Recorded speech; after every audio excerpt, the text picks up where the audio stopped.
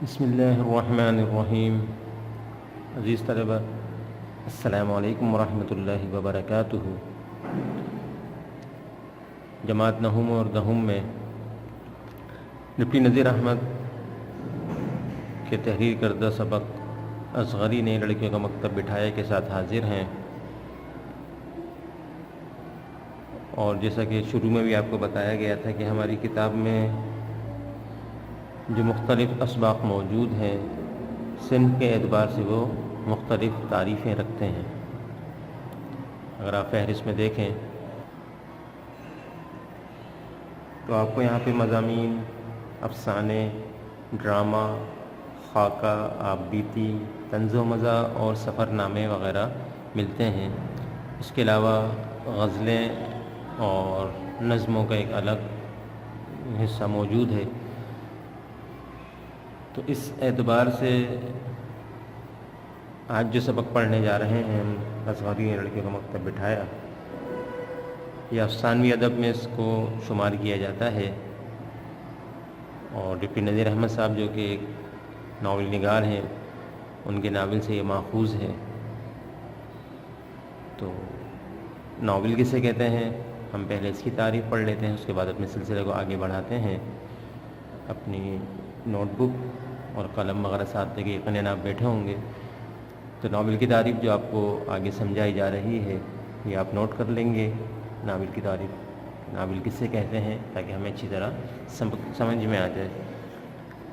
اس کے علاوہ ہم مختلف تعریفیں اس طرح کی پڑھیں گے، وہ ہمیں یاد ہونی چاہیے کیونکہ وہ امتحان کا حصہ ہوتی ہیں۔ تو دیکھتے ہیں ناول کی تعریف کیا ہے۔ تو ناول کی تعریف سامنے بورڈ پر موجود ہے، جس میں لکھا ہے کہ ناول سادہ زبان میں ایسی کہانی کو کہتے ہیں جس میں انسانی زندگی کے معمولی اور روزانہ پیش آنے والے واقعات کو دلچسپ انداز میں تحریر کیا جاتا ہے۔ پلاٹ، منظر نگاری، کردار نگاری اور مکالمہ نگاری اس کے بنیادی عناصر ہیں۔ یعنی ایک حیت ہے، ایک خاص قسم ہے، ناول کس کو کہا جاتا ہے، اس کی خاص تعریف ہے۔ اس طرح اس کے اجزاء بھی بتائے گئے ہیں۔ پلاٹ ڈرامے کا خاکہ ہوتا ہے، جس میں بتایا جاتا ہے کہ اس ڈرامے کی کہانی کن افراد کے گرد گھوم رہی ہے، کیا ہے اس کی کہانی کا، تمام چیزیں بیان کی جاتی ہیں۔ منظر نگاری ساتھ ساتھ بتایا جاتا ہے، مثال کے طور پہ یہ کہانی جس جگہ مطلب اس کو ڈرامہ اس کو پیش کیا جا رہا ہے، وہ ہم عام نو کا مطلب کہانی پڑھیں تو ہمیں اس میں یہ چیزیں نہیں ملتی، لیکن ناول میں ایک منظر بھی بیان کیا جاتا ہے۔ مثال کے طور پہ ایک کمرہ ہے، ایک طرف ایک چارپائی رکھی ہے، اس پہ کوئی شخص بیٹھا ہوا ہے، سامنے ایک کرسی ہے، اس پہ بچہ بیٹھا ہوا اسکول کا کام کر رہا ہے، دیوار پہ ایک تصویر آویزاں ہے، پنکھا مدھم آواز میں چل رہا ہے، ہلکی ہلکی ہوا دے رہا ہے، ہلکی ہلکی آواز آ رہی ہے۔ اس طرح ایک منظر بھی پیش کیا جاتا ہے اس میں، اس کو منظر نگاری کہتے ہیں۔ کردار نگاری کہ اس میں مختلف کردار ہوتے ہیں، ان کے نام کے ساتھ ان کے مکالمے، جیسے آگے لکھا مکالمہ نگاری، جو کردار ہوتے ہیں ان کے نام موجود ہوتے ہیں، اور ہر کردار کے ساتھ اس کا جو مکالمہ ہوتا ہے، یعنی جو جملے ہوتے ہیں وہ سامنے تحریر ہوتے ہیں۔ مثال کے طور پہ لکھا ہوگا کہ احمد، یعنی یہ بات احمد نے کہ پھر احمد کا جو جملہ ہوگا، جو ڈائلاگ ہوگا وہ وہاں پہ موجود ہوگا۔ یہ اس کا ایک خاص پہچان ہے اس کی، کہ یہ چیزیں سب مل کے ناول کی شکل میں آتی ہیں، اس کو ناول کہتے ہیں۔ یہ ناول کی تعریف تھی جو کہ ہم نے پڑھی۔ اس کو آپ اپنی نوٹ بک میں تحریر بھی کر لیں گے اور اس کو یاد بھی کر لیں گے، جیسے کہ میں نے آپ کو پہلے بتایا کہ امتحان میں یہ تعریفیں پوچھی جاتی ہیں، اس لیے ان تعریفوں کو اچھی طرح یاد کیا جائے اور یاد رکھا جائے۔ اسی طرح جب ہم سبق، جیسے آج ہمارا سبق اصغری نے لڑکیوں کا مکتب بٹھایا، تو یہ پوچھا جاتا ہے یہ صنف کے اعتبار سے کیا ہے، یہ افسانہ ہے، ناول ہے، ڈرامہ ہے، کیا ہے؟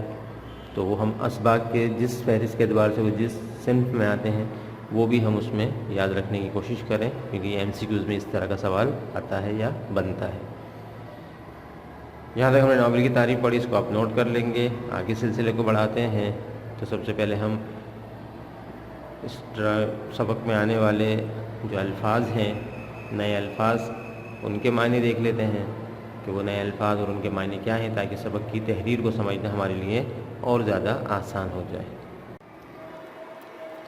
تو آئیے دیکھتے ہیں سبق اصغری لڑکیوں کا مکتب بٹھایا میں، آنے والے نئے الفاظ جو بورڈ پہ تحریر ہیں، ان الفاظ کے علاوہ یقیناً کچھ ایسے مزید الفاظ آئیں گے جو ہم نے بورڈ پہ نہیں لکھے اور آپ کو ان کے معنی بھی نہیں آتے ہوں گے تو اس کے لیے ہم لغت کا استعمال کریں گے، وہ ایک الگ ترتیب ہے۔ فی الحال جو بورڈ پہ تحریر ہے اس کو دیکھتے ہیں۔ پہلا لفظ دیا ہے افتاد، الف کے اوپر پیش ہے، افتاد دکھ مصیبت،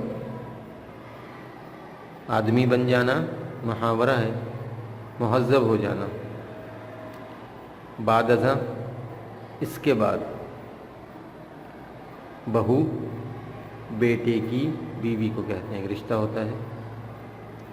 پالکی سواری کی ایک قسم ہے جو پرانے زمانے میں ایک ڈولی ٹائپ کی ہوتی ہے، جس طرح ہم دیکھتے ہیں نا میت ہوتی ہے، اس کو کاندھوں پہ اٹھا کے لے جاتے ہیں 4 افراد، ایسی ہی ایک پالکی نما ہوتی تھی، اس میں جو گھر کی خواتین وغیرہ ہیں ان کو بٹھا دیا جاتا تھا پردے کے ساتھ، اور پھر 2 افراد مل کے، ایک آگے اور ایک پیچھے، اس کو کاندھوں پہ اٹھا کے لے کے جاتے تھے، اس کو پالکی کہا جاتا ہے۔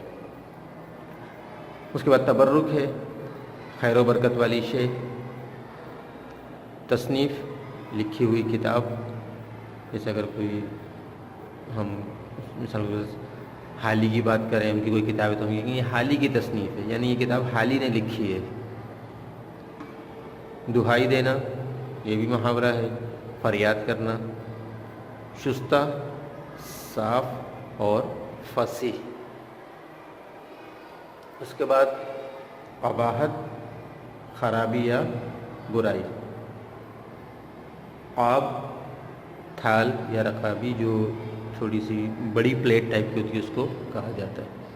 کوٹھا اوپر کا کمرہ جو بالائی منزل پہ کمرہ ہوتا ہے اس کو کہا جاتا تھا، اب اس لفظ کو ہم استعمال نہیں کرتے۔ لونڈی خادمہ یا نوکرانی۔ لیر لیر کرنا یعنی ٹکڑے ٹکڑے کرنا۔ مقدور بھر جہاں تک ممکن ہو، جسے کہتے ہیں نا حد الامکان جسے کہتے ہیں، جہاں تک ممکن ہو یعنی اپنی بھرپور کوشش کرنا۔ مختار مالک، مائکہ ماں کا گھرانہ یعنی جہاں ماں کے رشتے سے لوگ کی نسبت ہو۔ والی حاکم یا مالک کو کہا جاتا ہے۔ یہ سبق میں آنے والے الفاظ تھے جن کے معنی آپ نے دیکھ لیے، ان کو یاد بھی کریں۔ جب بار بار آپ سے کہا جاتا ہے کہ الفاظ معنی زیادہ سے زیادہ یاد کرنے کی کوشش کریں، یہ صرف ہمارے امتحان کا حصہ نہیں ہوتا بلکہ ہماری روزمرہ کی جو گفتگو ہے، تحریر ہے، یہ اس کو بھی بہتر بنانے کا سب سے اہم اور کہنا چاہیے کہ مفید ذریعہ ہے، جس کے ذریعے ہم اپنی تحریر اور تقریر دونوں کو خوبصورت سے مزید خوبصورت بنا سکتے ہیں۔ کئی دفعہ اس کی مثالیں دی جا چکی ہیں، سمجھایا جا چکا ہے کہ ہمارے ذخیرہ الفاظ میں اضافہ ہونا چاہیے۔ اگر ہم روزانہ کی بنیاد پہ 2 3 4 الفاظ ہی سیکھتے رہیں تو یقیناً روزانہ ہماری ووکیبلری میں ایک بھرپور اضافہ دیکھنے کو ملے گا، اور جتنے اچھے الفاظ ہم سیکھتے چلے جائیں گے ہماری گفتگو اتنی ہی زیادہ خوبصورت اور اچھی ہوتی چلی جائے گی۔ اپنے سلسلہ تدریس کو، آج کی ویڈیو کو یہاں پہ ہم مؤخر کرتے ہیں، یہاں پہ ہم اس کو ختم کرتے ہیں۔ دوسری ویڈیو میں انشاءاللہ اسی سبق کی باقی چیزوں کے ساتھ حاضر ہوں گے، سبق کو پڑھیں گے۔ جب تک کے لیے اجازت، السلام علیکم ورحمۃ اللہ وبرکاتہ۔